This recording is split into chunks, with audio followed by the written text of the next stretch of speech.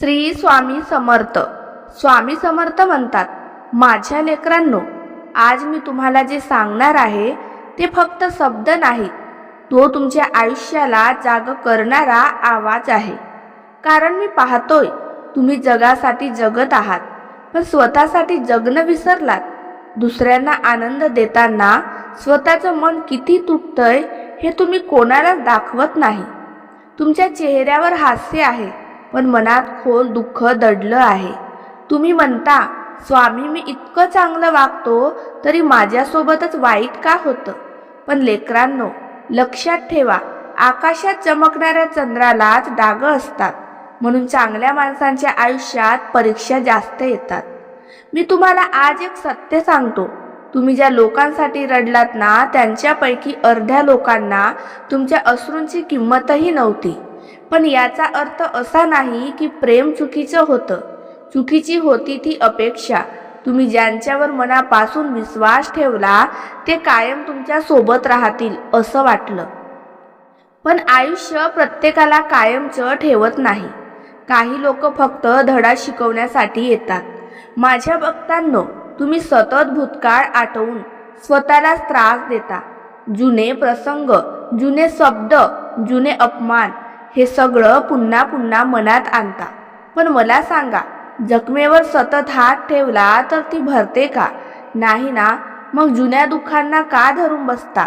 तुमच्या आयुष्यात जे निघून गेलं ते तुमचं नव्हतंच, कारण जे खरंच तुमचं असतं ते कधीच तुम्हाला सोडून जात नाही. आणखी एक गोष्ट लक्षात ठेवा, तुम्ही स्वतःला जितकं कमजोर समजता तितके तुम्ही नाही. संकट आली, लोक बदलले, परिस्थिती कठीण झाली, तरी तुम्ही अजून उभे आहात. म्हणजे तुमच्यात लढण्याची ताकद आहे.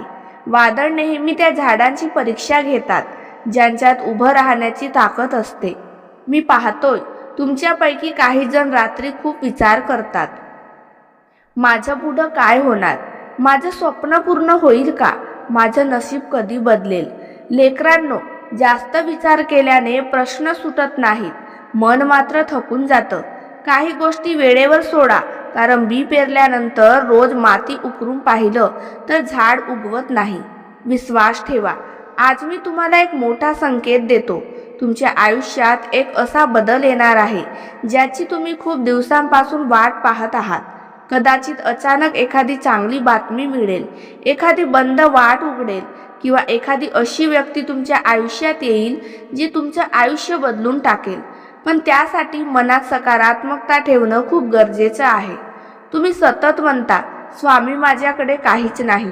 पण लेकरांनो, तुमच्याकडे श्वास आहे, प्रयत्न करण्याची ताकद आहे, आणि सर्वात मोठी गोष्ट म्हणजे आशा आहे.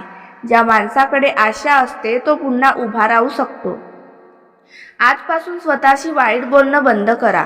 मी अपयशी आहे, माझ्याने होणार नाही, माझं नशीब खराब आहे, हे शब्द तुमची शक्ती कमी करतात.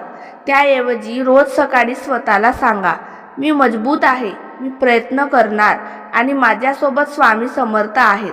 हा विश्वास तुमच्या आयुष्याचा मार्ग बदलून टाकेल.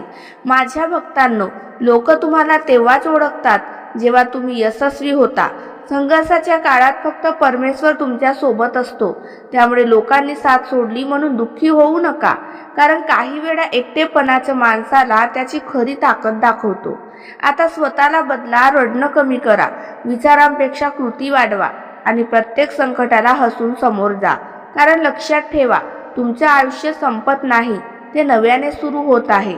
आणि जेव्हा तुम्ही स्वतःवर विश्वास ठेवायला शिकाल तेव्हा जगही तुमच्यावर विश्वास ठेवायला लागेल. फक्त धैर्य ठेवा, संयम ठेवा, आणि मनापासून म्हणा, स्वामी समर्थ माझ्या सोबत आहे.